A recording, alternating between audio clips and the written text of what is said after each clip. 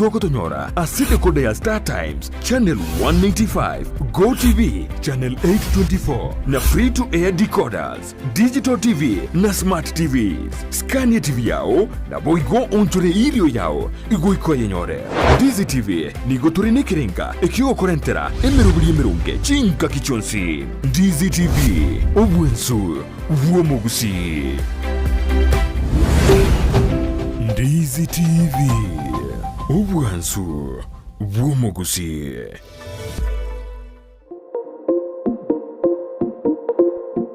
Ine omwanchi omurigereria nomanyete buna ebesa nere ekogendia ensi. Ebesa yago neri yorionde na chichikoretwo amo chionjorerigwa erinde kwanyora keri utagete nere onyora keri atagete. Ebinto biria bikogera gwasigi kyumutwe nabyo naitwe bitobori chitoro. Na kigekogera egetaseni kia Ndizi TV na boigo na inche Frida Kerubo twerure gokoretera omurubire gwense yobonchereria asitogo kumanya naki ebesa gose eshiringi ya Kenya egendete gusigikania neki shiringi chinde ase chinse chiri chesiko. Unabono ogukina kwa maguri yebinto ase chichiro okobora kwendagira obosombi okobora kwembura na uchumi koire nanse imeyense ya Kenya. Nigo tugukumanya asomorobere yiga naki amagori amanya ale ase chichiro cheito ebinto ebyasoira ase chichiro cheito naboigo tuguchigotarira chi county chonsi emerongo enena isano na ibere imeyense echo ya Kenya ase tokurigereria naki obonchereria bogendete gokorekana ase chichiro ebi negati yebinke biria orachikwe manya na gukwanera asumurobrio wense yobonchoreria. Nigo tugukumanya ase chinse chiri cheisiko naki bagendete gokora obonchereria bwabo naboigo naki bakwenana ebinto koru chinse chiri cheisiko na gotekeraga ase ensecho ya Kenya. Kira rituko ria Jumanne na Ijuma guchakire chinse nyicha mambia imeya Ndizi TV ense yobonchoreria. Ndizi TV obwansu vuomogusi.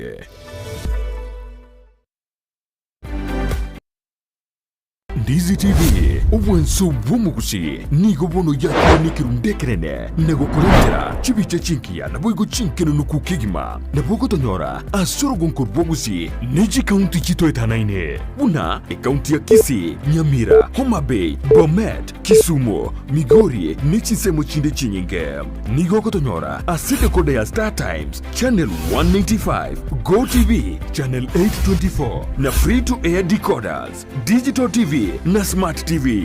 Scania TV yao na boigo onchore irio yao igo iko yenyore. Dizi TV nigo turine kirenga ekigo korentera emerubuli emerunge chinka kichonsi. Dizi TV obwensu vuomogusi.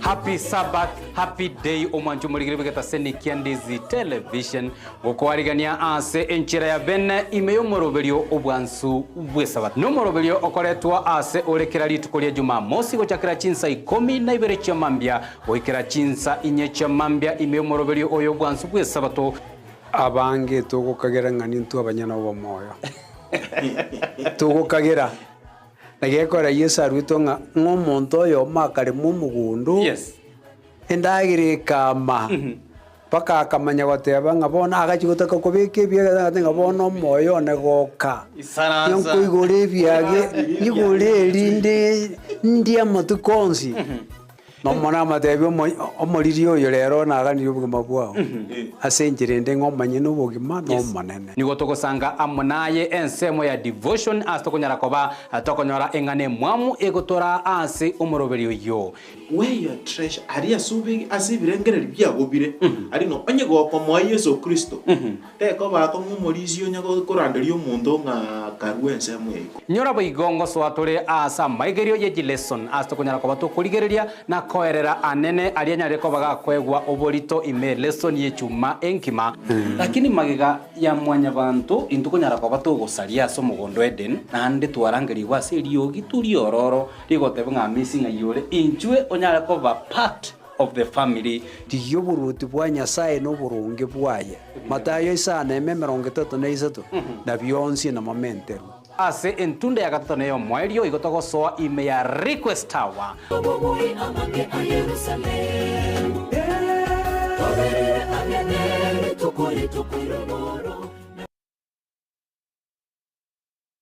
DZTV ubwenso bw'omugusi nigo bono yakire kirundekerene nego kurengera chibiche chinkia na boigo chinkeno nukukigima na bogo tonyora asoro gonkor bwogusi neji county chito na kaunti ya Kisii, Nyamira, Homa Bay, Bomet, Kisumu, Migori, Nichisemo chinde chinyinge.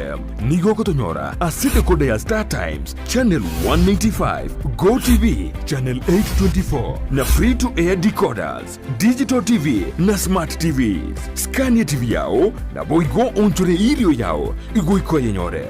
DZTV, nigo turine kirenga, ekio korentera, emerubuli emerunge, chinka kichonsi. DZTV, Wensu Womugusi.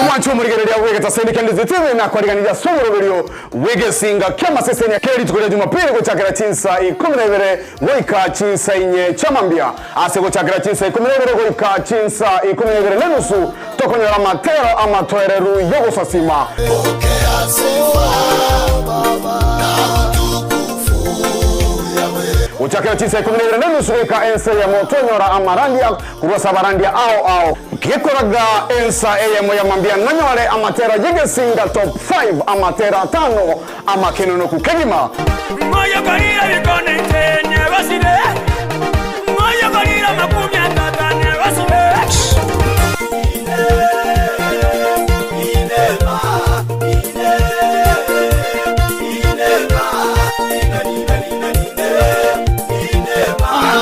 yekoraga chinsebere chamambia ninkoretere abateri au irinyara gusanga mu 90 masemo akachisisa tumwancho murigereria nonyore request hour asogosaba gotera kwao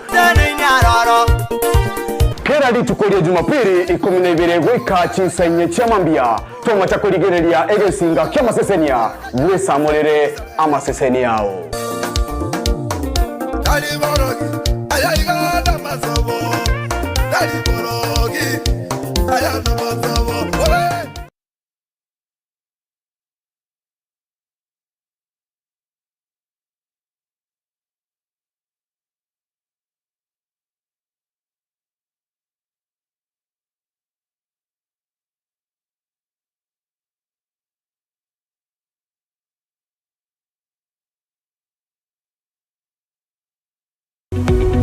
Omurigereria bwe television ya DZTV vono na bukura ryubonchoria bwao ase television ya DZTV chinka kichindi chonsi elio wikere abarigereria kurochi county sana na ibire echuchira sorogonko rwa Nyanza na boigo Rift Valley akesimi ase namba enoti isano na ibire inya isato isano nemo ibire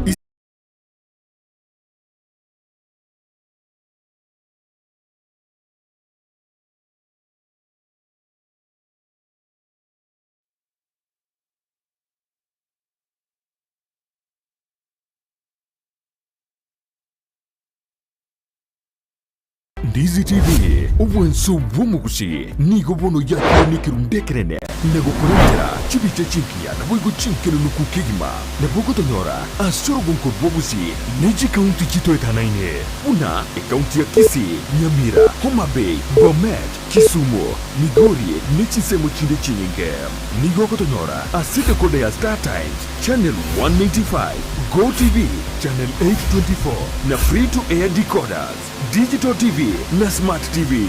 Skania TV yao na boigo onjore irio yao iguikwa yenyore. Dizi TV nigo turine kirenga ekio korentera emerubuli emerunge chinka kichonsi. Dizi TV obwensu vuomugusi.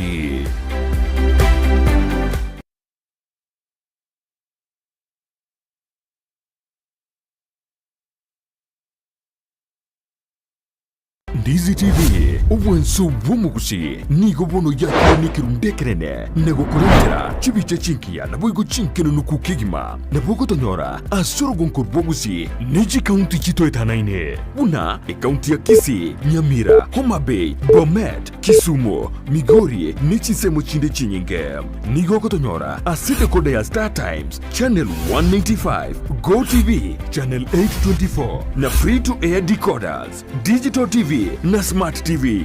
Skania TV yao na boigo onjore irio yao iguiko yenyore. Dizi TV nigo turine kirenga ekio korentera emerubuli emerunge chinka kichonsi. Dizi TV obwensu vuomugusi. Omorobilyo bw'ekigosori na Steven Ndemo nigo gendereire gukumanya aliya gukorekana kurwa sebirubu ao byorogonko rwongusi Kenya n'ensenkima egati yalyo konyora namuna ababwatani kurwa sekigosori ao kurwa sama minyoko chingundi karate umupira bw'enkoyo kurwa sekiligi ao muna regionals National Super League KPL EPL La Liga Serie A Bundesliga chinde chinyinge rero iga ngoche ya mase mokorwa segeti ya Kenya Green Stadium ekenege tigi ya inkase timu ya bumachoge barabu inyora no mulbeli bwechi gosoli ngoche ya mase mokorwa segeta senikia Dizi TV na buna botambe etale nende mo Steven Captain 001 yesiketa senikia Dizi TV kera lituko rya Jumamosi kurwa chisa 10 chamaragoba goika chisa 12 chigosori ime ya Dizi TV.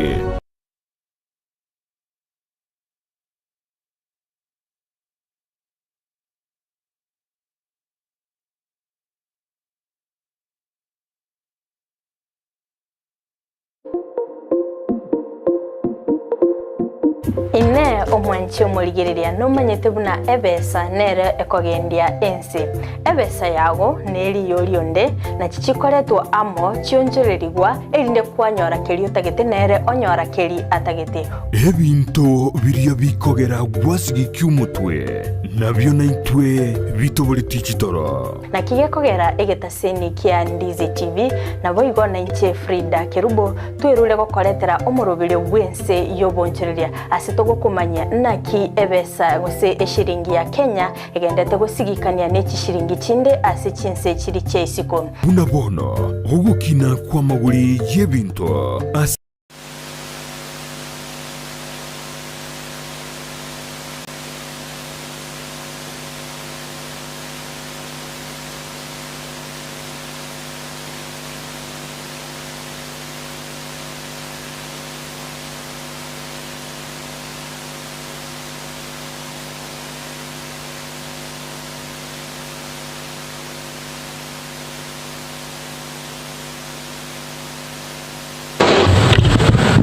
The national anthem.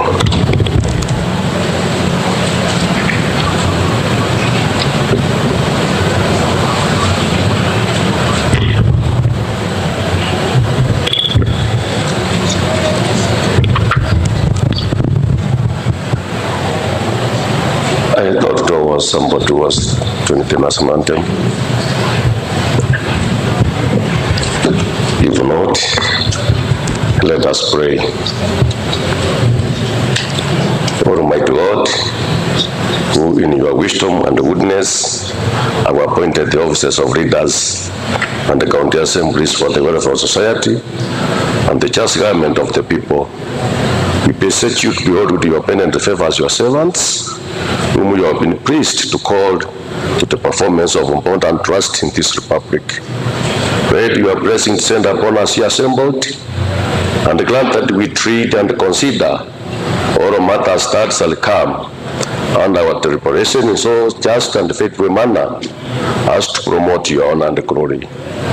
and to advance the peace, prosperity, and welfare of our country and of those whose interests you have committed to our church. Amen.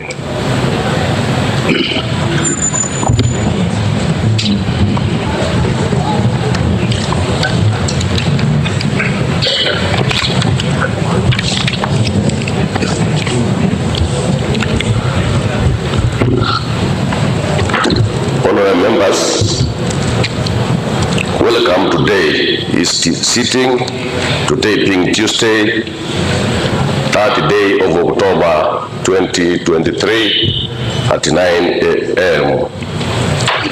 Honorable members, Section 30K of the County Government Act, number 17 of 2012, states that the governor shall deliver annual state of the county address containing such matters as may be specified in the county legislation.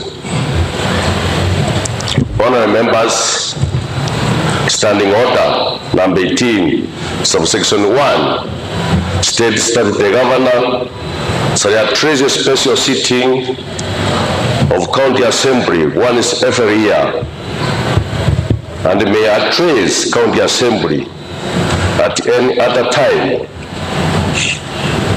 Standing Order number 20, subsection 4, further directs that when delivering an address to the county assembly, the governor shall be heard in silence, and the address shall not be followed by any comment or question.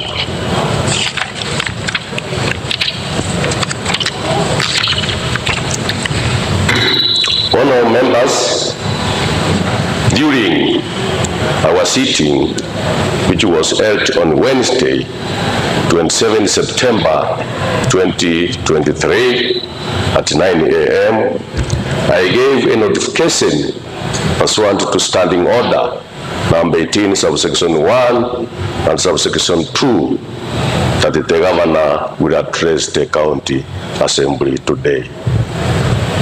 Honorable members, having said that, it is now my singular honor and privilege to invite His Excellency the Governor to make his address. Your Excellency, you are welcome.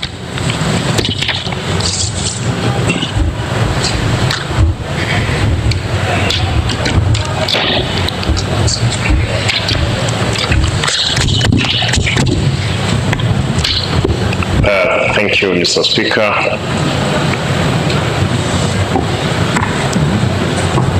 The Speaker of the County Assembly of Kisii, Honorable Philip Nyanumba, honorable members of the County Assembly, Your Excellency the Deputy Governor Dr. Robert Monda, members of the Executive President, distinguished guests, our esteemed athlete Mary Mora, who is in the gallery, the great people of Kisii County, ladies and gentlemen, I'm honored to be here today to give you my first State of the County address. Firstly, I wish to welcome back members of the County Assembly from short recess that allowed you to take a deserved rest. I'm sure you are now re-energized and ready to serve the people of this great county. Secondly, Mr. Speaker, I wish to thank the people of Kisii County for granting us an opportunity to serve them in various leadership positions. On 25th August 2022 at Kisii Stadium, I was sworn into office as the second governor of Kisii. I took an oath to uphold the Constitution and committed to implement the manifesto that I had presented to our people, receiving resounding approval during the elections. Article 176 of the Constitution establishes county government that are comprised of a county executive and county assembly. Section 5(2) of the County Assembly or the County Government Act 2012 mandates the County Assembly arm with the legislative function, while the County Executive arm is mandated with implementation. Mr. Speaker, this Honorable House, therefore, is responsible for making laws necessary for effective performance of functions assigned to the county government in the 4th schedule of the Constitution. These two arms of government must therefore, while respecting the principle of separation of power, work harmoniously to actualize devolution. I wish to thank this Honorable House for effective performing its function, especially in scrutinizing and passing critical legislation, including budget proposal, as well as vetting and approving of nominees to various offices in government. We shall endeavor to work together to forge a working county premised on discipline and prudent utilization of public resources. Mr. Speaker, Section 30K of the County Government Act 2012 requires the governor to annually deliver a state of county address before the County Assembly. In my address today, I will report on implementation status of county budget policies and plans across key sectors of our economy. In my manifesto, I committed to place people at the center of inclusive development with focus on 5 pillars, namely devolution and governance, wealth creation, sustainable environment conservation, social development, and ICT as an enabler. In preparing the County Integrated Development Plan, CIDP, and Annual Development Plan, ADP, we have identified strategic priorities expenditure programs in line with the transformative development agenda envisioned in my manifesto. My address will highlight where we are in implementing these plans as well as future plans. Mr. Speaker, let me start with health service delivery. Our goal is to improve existing health facilities and invest in universal health coverage to guarantee access to quality healthcare service for our people, especially the vulnerable ones. I wish to report that we have increased budgetary allocation to this sector, and this financial year we have set aside 4.14 billion Kenya shillings, up from 4 billion the previous year. Over the past year, we have implemented reforms in this sector and adopted a cashless payment system at the Kisii Teaching and Referral Hospital, as well as all level 4 hospitals. After sealing the loopholes through automation at KTRH, we collected 98.9 million Kenya shillings in the first quarter, 80.6 million Kenya shillings in the second quarter, 147 million in the third quarter, and 100 million in the fourth quarter. This figure could potentially go higher once we complete the ongoing digitization of service in our health facilities, Mr. Speaker. Mr. Speaker, recognizing the important role that human resources play in the health sector, we have released 10 officers, including doctors, clinical officers, and nurses for specialized training in emergency obstetric and neonatal care to improve mother and child health care. To ensure resident access to quality healthcare services at the grassroots, we have deployed specialists to sub-county hospitals. For example, we now have an operational dialysis unit at Nyamachi Sub-County Hospital. I wish to thank our implementing partners who support 234 health workers in various facilities across the county through the HIV and AIDS program. Mr. Speaker, on ambulance and emergency response, when I assumed the office, only one ambulance was operational in the entire county. I'm happy to report that we have repaired a total of 8 ambulances and fully equipped them to the World Health Organization standards. We have also waived referral.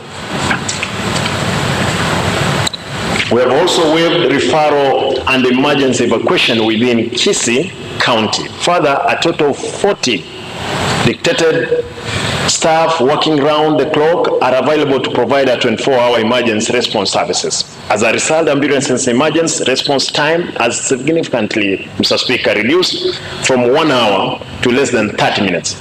But we target to reduce the response to time of 15 minutes. Mr. Speaker, availability of drugs and non-pharmaceutical is critical in health service delivery. I'm glad to report that the recently established Health Product and Technology Unit, HPTU, has improved forecasting, quantification, order processing, technical support to health facilities on commodity management. Of the 160 operational government and faith-based facilities, we support a total of 156 health facilities through provision of essential medicine and medical supply. In the last financial year, Mr. Speaker, we had set aside 168 million for procurement of health products and technologies. When I assumed the office, the county owed Kenya Medical Supplies Agency, KEMSA, 87 million, and so far we have paid 66 million. Mr. Speaker, there are challenges in procurement of supplies from KEMSA. Non-pharmaceutical comprised 127% of the total budget, with essential medicine allocated 23%. Out of the Kenya shillings 65.5 million medical supply ordered in May this year, essential medicine comprised of 30.7 million, all that is 52.3% of total, which is great improvement. Mr. Speaker, we had to do this because medicine was not factored as an important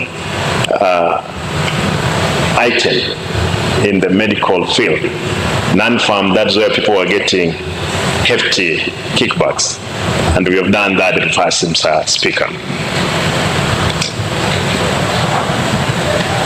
Mr. Speaker, we have ensured that all procured commodities are issued to the health facility through online commodity management and tracking system to reduce theft and improve the commodity security.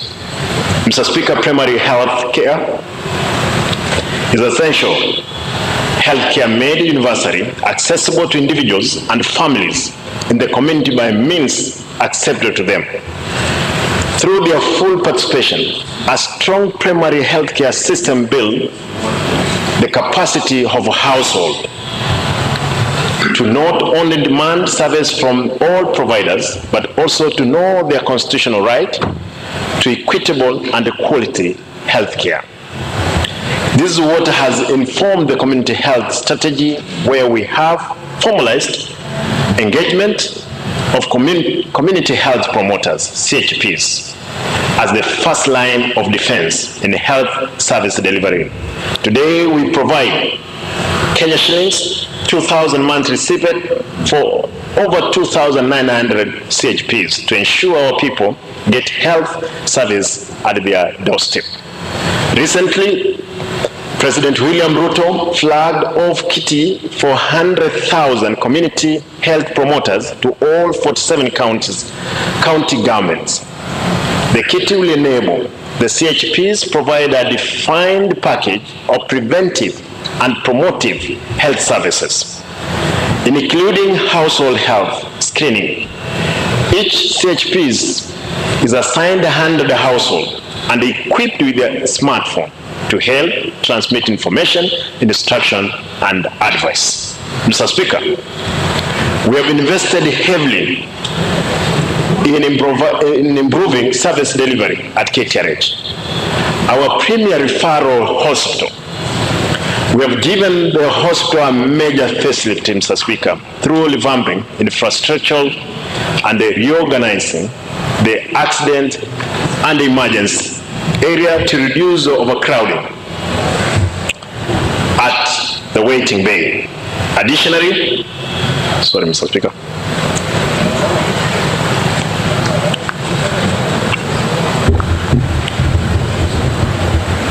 Thank you.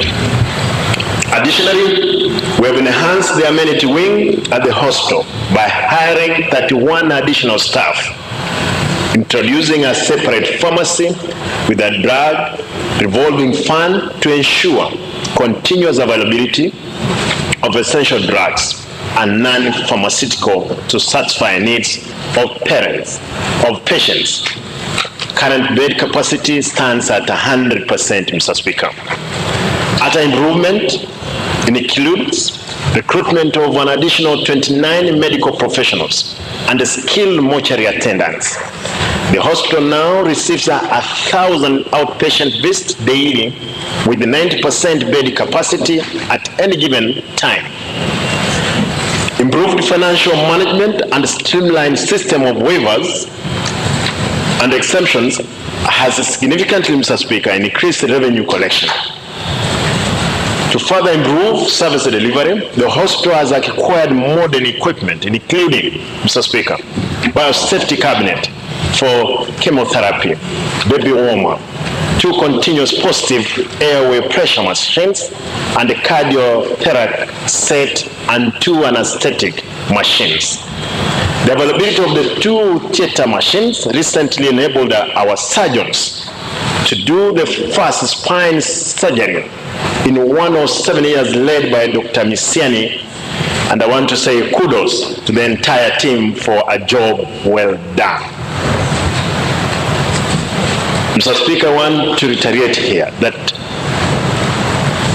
for 107 years that the county has been there, we've never had a spinal surgery to have been carried out. But it was amazing that our doctors, led by Dr. Misiani, Victor, they did it successfully. Now we can proudly say that we can do all referrals to our KTRH here in Kisii. We have also, Mr. Speaker, operationalized the medical microwave shredder to support management of hazardous waste for public and private hospital. Again, Mr. Speaker, this one, it was not in operation, now it's in operation. We're able to correct all the hazardous waste from the public, from other facilities that are being shredded at KTRH. Mr. Speaker, I'm happy to report that we have strengthened our relationship with NHIF and other private insurance providers, including All Mutual, AAR, Makal, Aeon Minet for teachers, and CIC for National Police Service to allow their members get service at KTRH. We are negotiating with CIC Insurance for the county assembly package to allow members of this house access specialized service at our hospital. Working with the national government, we shall soon equip the operationalize the mother and child hospital, raising the overall bed capacity to 1,000, up from current 700. I wish to inform the House that the lifespan of the KTRH Act 2014 will elapse in May 2024. Therefore, I call upon the Assembly to support us in developing a new legislation to strengthen the hospital's autonomy and the modernization plan. We are finalizing plan to acquire a modern and responsive health management system to migrate the hospital's operation to paperless system. Mr. Speaker, I'm happy to report that we are getting closer to our dream of establishing an ultra-modern cancer diagnostic and treatment center in Kisii. Already the National Treasury has set aside 1.9 billion as government contribution towards the project, and the procurement process for this project has been finalized. We are waiting for a no objection report from our development partner before awarding the contract. And I want to report, Mr. Speaker, that our development partner, in the meeting which was held 2 weeks ago, they agreed to give us a no objection letter, which again the President has accepted to call upon those partners there, but there to expedite the process for us to have the cancer center started being built. Moving to hospital in sub-counties, Mr. Speaker, we set aside substantial resources to complete various incomplete projects to ensure our people get much needed service. Let me mention some of these projects, Mr. Speaker. Completion of Nyandiba dispensary at Monyero Ward is at 98% complete. Construction of Nyakeyo dispensary in Moticho Ward is 95% complete. Completion of an outpatient department OPD unit at Kiobonyo dispensary in Kegogi Ward is 95% complete. Completion of maternity wing at Kera Health Center in the Nyetieko Ward is 98% complete.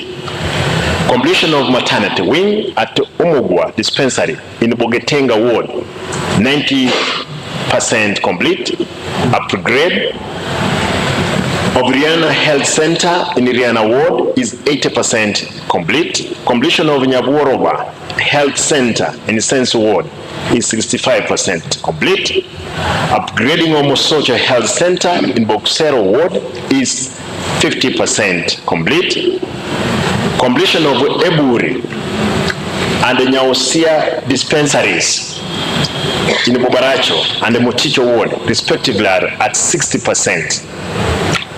Construction of laundry and the completion of the kitchen wing at Kenyanya Sub-County Hospital in Bokimonge Ward is at 40%.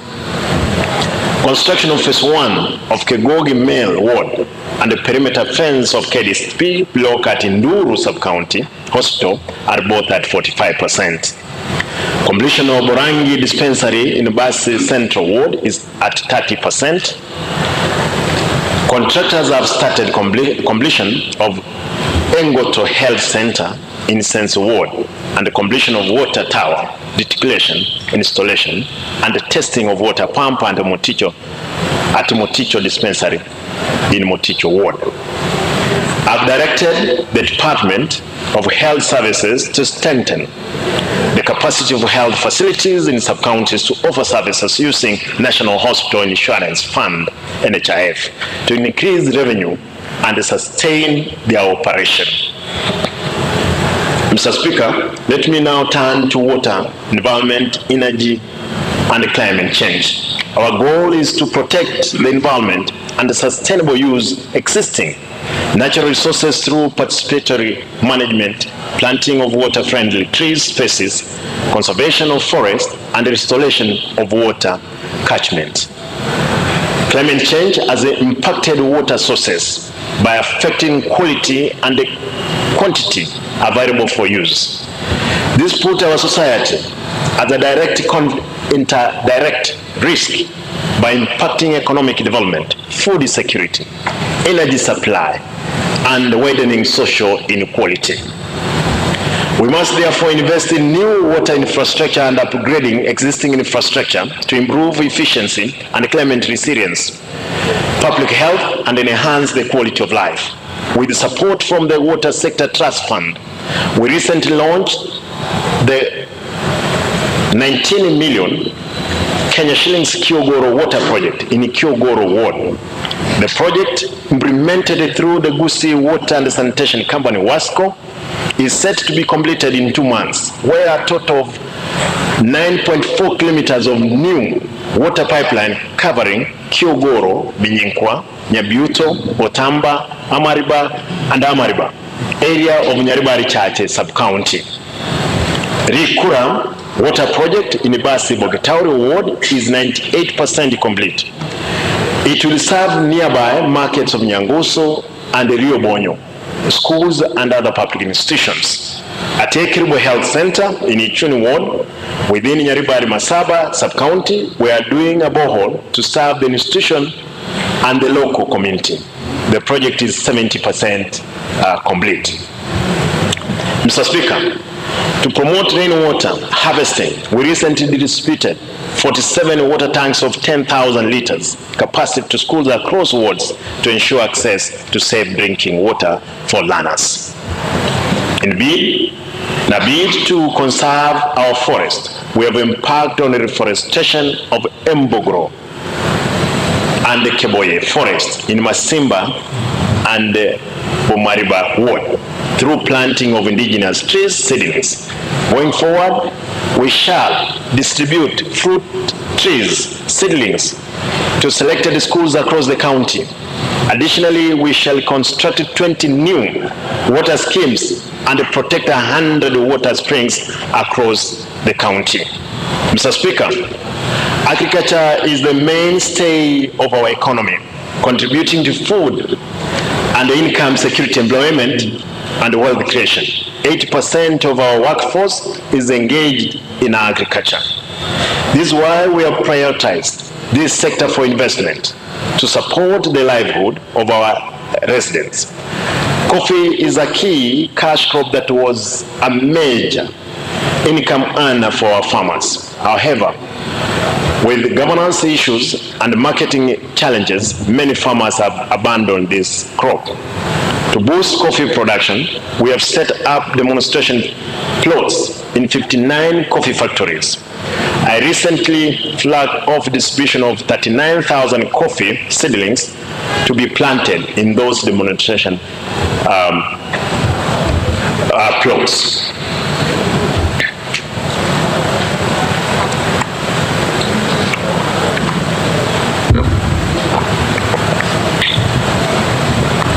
Mr. Speaker, the Kisii Agricultural Training Center, that's ATC, is an important facility that serves as a demonstration center offering training and skills transfer to farmers in the region. We are building 2,500 meter long perimeter wall, a 1,400 meter long chain link fence, and 2,000 meter long barbed wire fence at the cost of 54 million. This will improve the security and safety of livestock, crops, and other assets at the center. We are also renovating the ATC kitchen at Kenya shillings 4 million to make it complete and competitive and efficient as a retreat center. At the center's agro-processing zone, we have set up a sewer connection at the cost of 9 million, which is, again, Mr. Speaker, complete. To boost banana and avocado production, we have set up a bulk nursery to produce over 250,000 ash avocado seedlings and 100,000 banana seedlings per quarter to support availability of quality planting material at subsidized rates. Once ready, the seedlings will be supplied to farmers for planting, closely monitored by extension officers to ensure all the seedlings grow to maturity. This venture will support value addition and commercialization program being invested in banana and avocado value chain. Other planned projects in the sector includes, Mr. Speaker, renovation of Agricultural Society of Kenya, that is SAK demonstration unit, renovation of Ogembo Slaughterhouse, capital bathing at ATC, equipping and reticulation of fisheries borehole. Mr. Speaker, over the past 1 year, we have realized the following achievement in agriculture sector. Conducted a random soil testing across the county in conjunction with the development partner to determine soil fertility level and advise farmers on appropriate soil amendment measures. On a draft, Mr. Speaker, that I got yesterday, it showed that all our land is acidic, that we no longer have fertile ground. We are going to have to improve our soil, otherwise we don't have where to do our agricultural work. Mr. Speaker, collaborated with Pyrethrum Processing Company of Kenya to distribute pyrethrum seedlings to farmers through cooperative. purchased and distributed 848 bags of fish feeds to 531 fish farmers across the county. A total of 13.4 metric tons of fish worth 5.1 million was harvested by June 2023 due to the input subsidy that we had put in. Installed a solar-powered water pump and rehabilitated the water source for the fish multiplication center. Propagated 70,870 subsidized tilapia fingerlings and supplied 99 fish farmers in the county, realizing 338,500 in revenue from sales of fingerlings. Vaccinated 94,929 cattle against infectious diseases, raising Kenya shillings 4.3 million in revenue for last financial year. Completed a modern zero grazing unit at the Kisii Agricultural Training Center with support from Agrif. Mr. Speaker, the area of land, fiscal planning, housing, and urban development, we have covered ground in our quest to improve the livelihood of our people through efficient land administration, equitable access, secure tenure, and a sustainable management of land resource. To ensure security of tenure, we have processed ownership document for 10 parcels of land across the county since we came to the office. We are finalizing plan to issue title deeds to 700 public schools across the county. In the current financial year, we have set aside 15 million for the planning of 37 market centers to establish and demarcate external boundaries and issue tenure document. The last plan was done in 1972, and the most public spaces in these markets have been encroached. To address the challenge of unsustainable use of the natural resources, inefficient transport and infrastructure, and coordinated human settlement, disjointed sectorial policies, urban and rural development, we need a special plan. I'm glad to report that we set aside 50 million Kenya shillings for preparation of our county spatial plan. The Food and Agricultural Organization, FAO, has offered to provide technical support in stakeholder engagement across the county as we embark on this 18 months project. The goal is to provide a framework for coordinated development, management of urban areas, protecting fragile ecosystem, and boosting food security. Mr. Speaker, a variation law is an important legal document that contains property information of all rateable and the properties within boundaries of the county. The variation law in use currently was prepared in 1980s, meaning rates applied do not reflect the current reality on the ground. We currently collect 14 million in property rates against the potential of 150 million Kenya shillings. To redress this, we have initiated the process of developing a new valuation role in collaboration with the FAO and the University of Nairobi. The new valuation role will be ready by July next year. We have also set aside 20 million for implementation of Geographical Information System, GIS, a computer system that analyzes display georeference information using GIS decision making for the county government on development shall be informed by data. It will also support automation of revenue collection and other services in the county. Again, FAO is supporting in setting up the GIS lab. Mr. Speaker, this morning when we spoke, I made a request to your office that I needed a space which will hold that lab, because FAO is ready to give us all the equipment and the technical support that we need. I hope you and the honorable members will definitely grant us the space.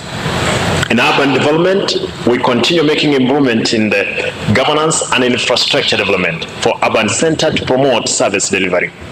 The main challenge has been solid waste management due to an undeveloped infrastructure for effective management of waste, including collection, transportation, material recovery, and recycling, and disposal facilities. Mr. Speaker, I'm glad to report that working with the National Environmental Management Agency, NEMA, we have successfully decommissioned Nyambera dam site that had become an eyesore in Kisii municipality. We have set aside 10 million for establishing of a recreational park at the site. The National Sustainable Solid Management Act 2022 requires that each county establish a centralized waste management infrastructure to promote source segregation, collection, reuse, and set up for material recovery. Each county is expected to ensure all waste management registrations is in conformity with this act within a period of 1 year. We shall soon present to the Assembly a policy proposal to help us sustainably manage waste in line with the new law. Indeed, if anticipated policy reforms are implemented, waste can turn into money through employment and wealth creation. Additionally, through NEMA, we have held discussions with a private investor on the proposed establishment of material recovery facility in Kisii County. This will be centralized collection center where recyclable dry waste shall be processed for sale to various recyclers, local and international. To improve waste collection, we have set aside funds for purchase of waste haul tractor and trailer. Already we have purchased a wheel backhaul loader at a cost of 10.9 million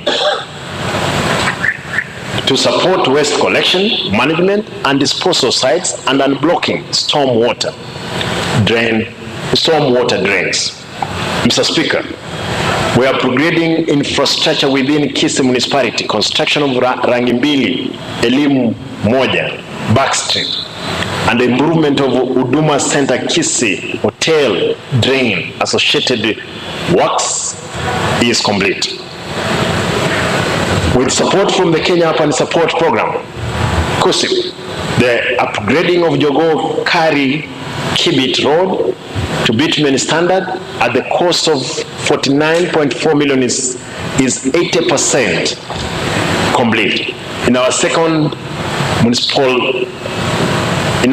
municipality at Ogembo, I'm happy to report that we have embarked on a major infrastructure upgrade of urban area. Let me highlight the progress. Rehabilitation of Posta County Office Road is already complete. Carpeting, Police Omosasa, Public Works, Ring Road is complete. Rehabilitation of Highway via Chairas Road is 80%. Upgrading to bitumen standard, the Gospel Church, Jans, Hotel Ndege Hometown Hotel is underway. Kineni Bridge, Liagongera, Itare Road is 70%. Rehabilitation of Nyabisiongoro, Choyu Ondigi, Siwa Getare Road is 40% complete. And Riamosota, Etora Road is 40% complete. Mr. Speaker, other planned road projects include Omosasa Elsa Academy Road, Ogembo PHE Mogesa Road, Mandera Tendere Secondary Mananasi Road, maintenance of Mosora Mandere Ryokangi Tendere Road, and Mananasi Mosora Road, among others. Going forward, we are developing local land use development plan for Nyambera, for Nyamarambe, Masimba, Marani, Mosocho, Nyamache, and the Mugunga to facilitate their upgrade to town status. Other urban centers earmarked for elevation to town status are Kenyenya, Keumbu, Nyakoe, Tabaka, Etago, Nyacheki, and Magena. Mr. Speaker, in the area of trade and tourism marketing, I thank the national government for launching the construction of the County Aggregation Industrial Park, KAIP, at Tongeri in Bomachoge Bravo sub-county. The park will support agricultural development through reduction of post-harvest losses and increased market access. Through the National Agricultural and Rural Inclusive Growth Project NAGRIP, we have completed 2 markets and aggregation centers at Magena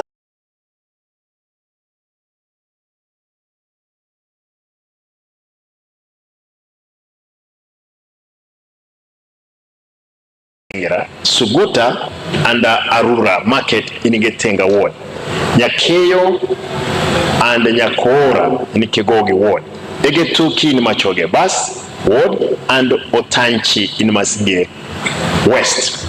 Other market sheds will be built at Orogari and Mosaria in Masige east, Bobaracho in Monyerero ward, Kera Bridge in Nyacheki ward, Kenyerere and Sameta in Sameta Mukwero ward. Sensi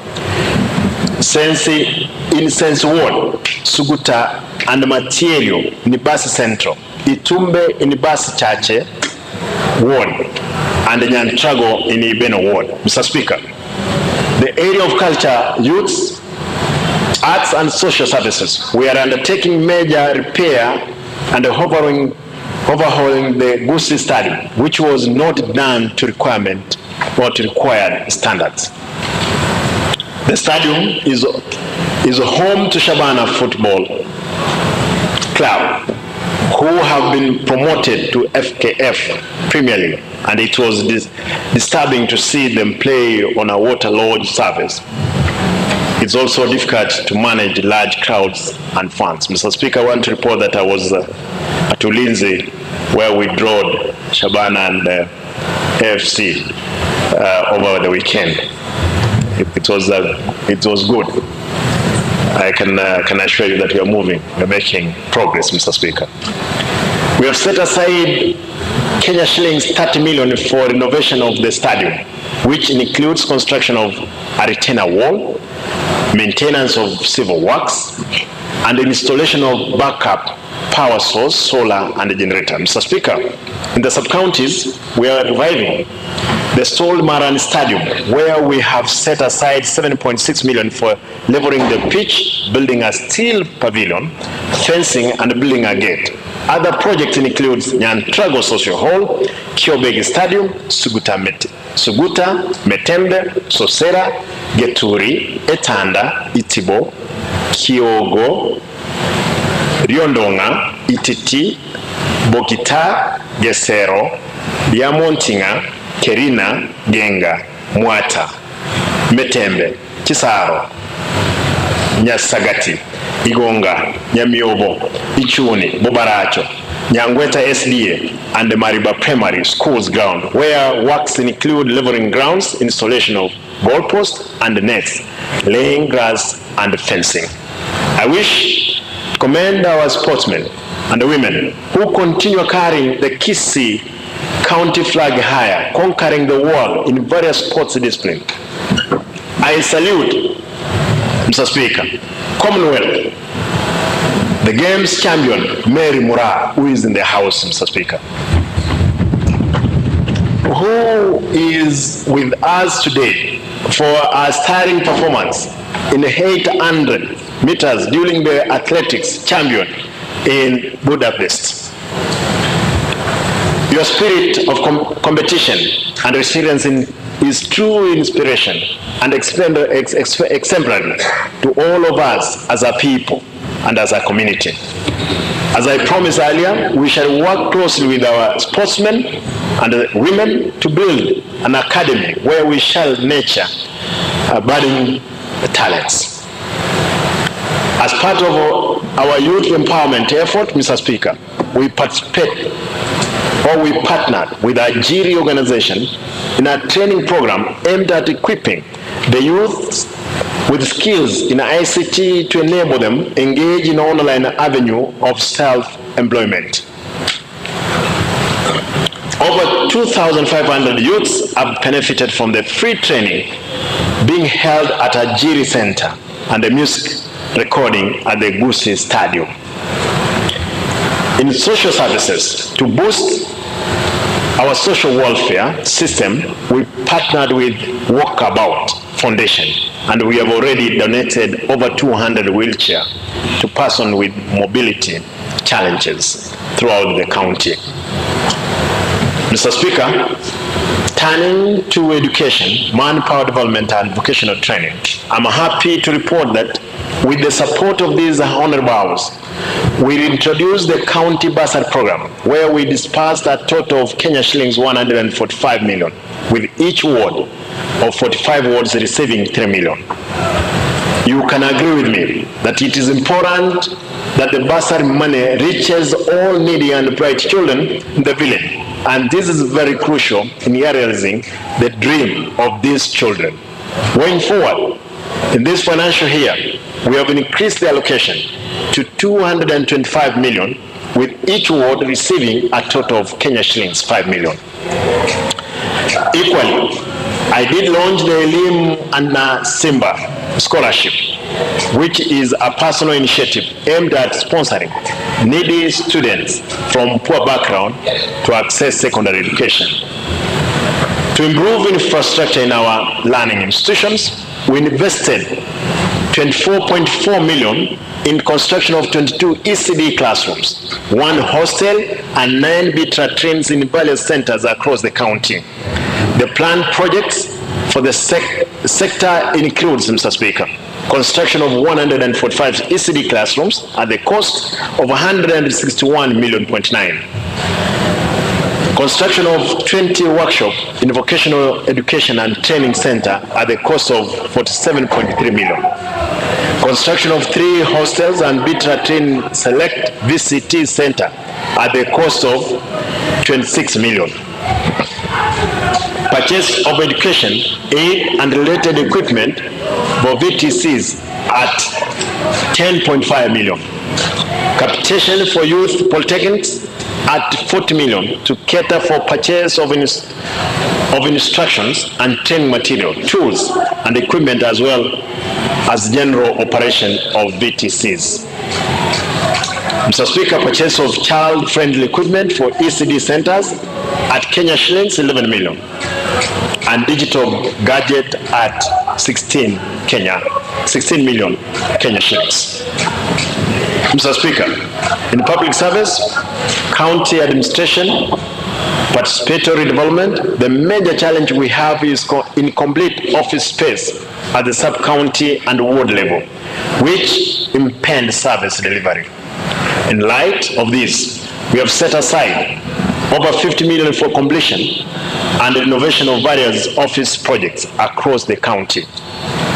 Works include construction of washrooms, installation of electrical works, fencing, installation of water supply, and power connection. The targeted project include, Mr. Speaker, completion of Ibeno, Birongo, Keumbu, Kisii Central, and Bubaracho Ward in Nyaribari Church.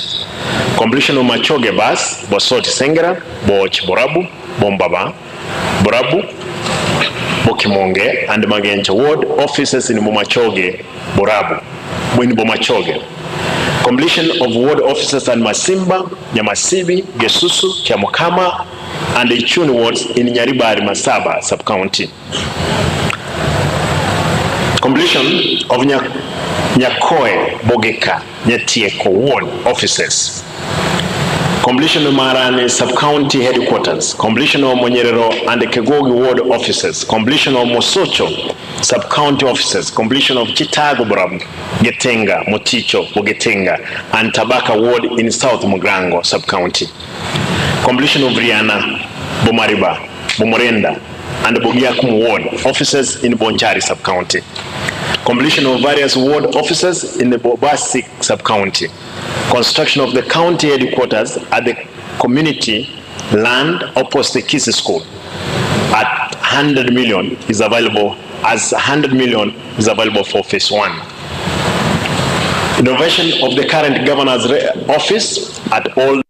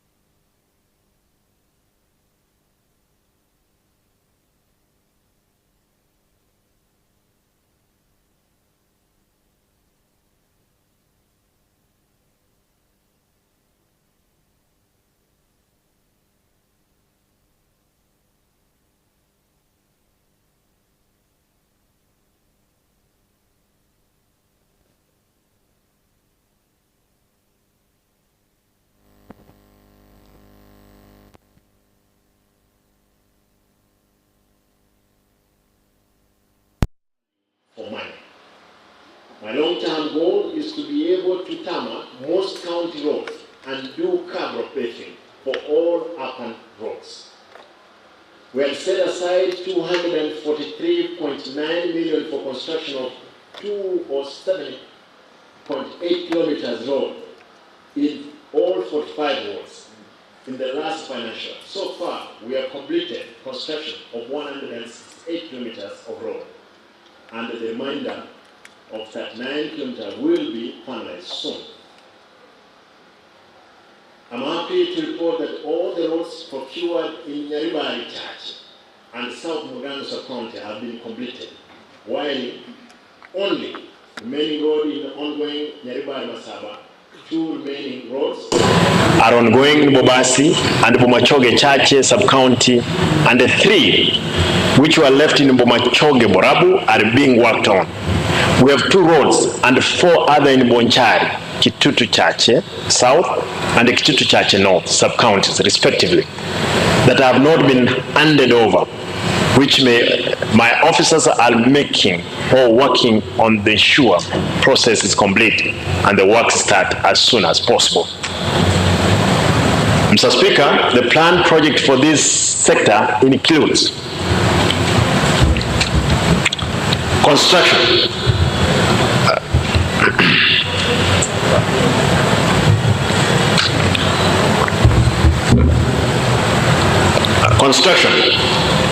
of footbridge and repair of damaged ones at Kenya shillings 22.5 million. Completion of bridges at Mogote and Ogembo in Bus Central and Boch Tendere. Mr. Speaker, as I move forward to conclusion of my address, let me highlight milestone in finance and economic planning sector, which supports other departments through disbursement of funds and formulation of statutory policies.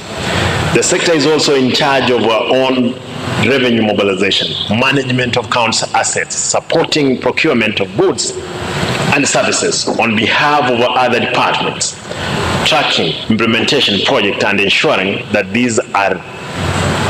there is value for money. Key milestone, Mr. Speaker. Collected 413.99 million in our own source revenue for the year 2022-2023 financial year, representing 2.3% increase, up from 44.5 million realized the previous year. Timely disbursement of funds to County Assembly, prepared policy and strategy document, including County Annual Development Plan, ADP, County Fiscal Strategy Paper, County Budget Review and Outlook Paper, and the budget estimate for the year 2023-2024, among others in compliance with the PFM Act 2012 and the County Government Act 2012. Procured comprehensive insurance cover for staff and their dependents through NHIF. Mr. Speaker, pending bills as at the close of the financial year 2021-2022 stood at 1.6 billion. It was 1.3, it arose at the time of verification to 1.6. After verification, Mr. Speaker, the exercise by the pending bills committee, 201 million Kenya shilling was verified for payment, out of which 112, Mr. Speaker, million has already been cleared. And the balance of Kenya shillings 119 million will be paid in the current financial year of 2023-2024. Revenue collection is a priority, Mr. Speaker, project for this sector. According to the control of budget, the county has a potential of raising 2.19 billion in revenue per year. This year, we set a target of 650 million, and we hope to achieve this through full digitization of revenue collection, which will lead to minimize leakage, ready-time reconciliation, payment from your comfort zone, comprehensive mapping of all businesses, and the capacity building of the staff. As I conclude, Mr. Speaker, I wish to reiterate on our state of disaster preparedness in the wake of the expected El Nino rains. We are already on a high alert, and the respective county department have already formed committees to evaluate mechanism of alleviating loss of life and damage of properties due to breakage of the weather. I appeal to residents of the Kisii County who are in the prone places of landslide and flood-prone areas, which we are mapping out, to remain alert and consider moving to safe grounds in the meantime. We're also putting in place an earlier warning and alert system, incorporating the county and national government agencies to help residents avert negative effect of the anticipated long rains.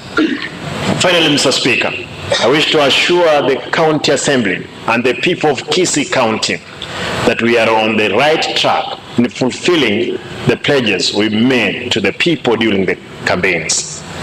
This was never going to be an easy task, but in spite of many doubters and naysayers, we believe in the dream and it shall be done. As I have said before, no angel will fall from heaven to do it for us. It will take our own efforts and sweat to develop this great county.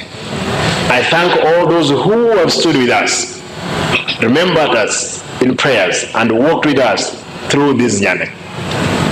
We may not be there now, but we will be there. It will not be easy, but we'll make it. I urge all leaders in the County Assembly and beyond to work together for the good of the people who have entrusted us with the opportunity to serve them. As Syrian writer Publius Cyrus wrote, where there is unity, there is always victory. As a governor, I will always operate based on open door policy. I will work with all leaders without regard to political affiliation, because I serve all residents equally and I'm available for consultation all the time. Let us all endeavor to change our mindset and build Kisii. Mr. Speaker, I will ask the House, the Honorable House, that in a special way to appreciate this one lady, Mary Moral, by standing and, giving her an ovation, special ovation, Mr. Speaker, now that we are here. This is our hero.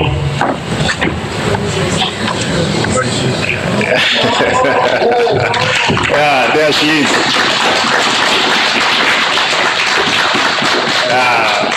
You have made our name, and the Kisii still remains in the world map. Thank you. Thank you, honorable members. Let us have our young ones also to emulate this lady, and we'll be able to make Kisii again great, because there is other counties who have now become, champion counties. We need to get back to our roots.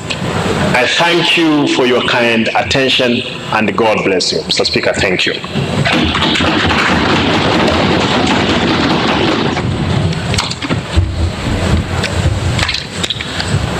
Thank you, Your Excellency, for that wonderful speech.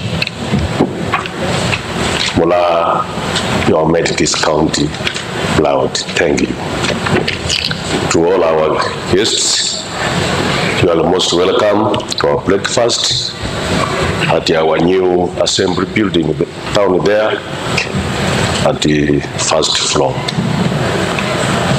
Honourable members, the House stands adjourned until Wednesday, 4th October 2023 at 9 a.m.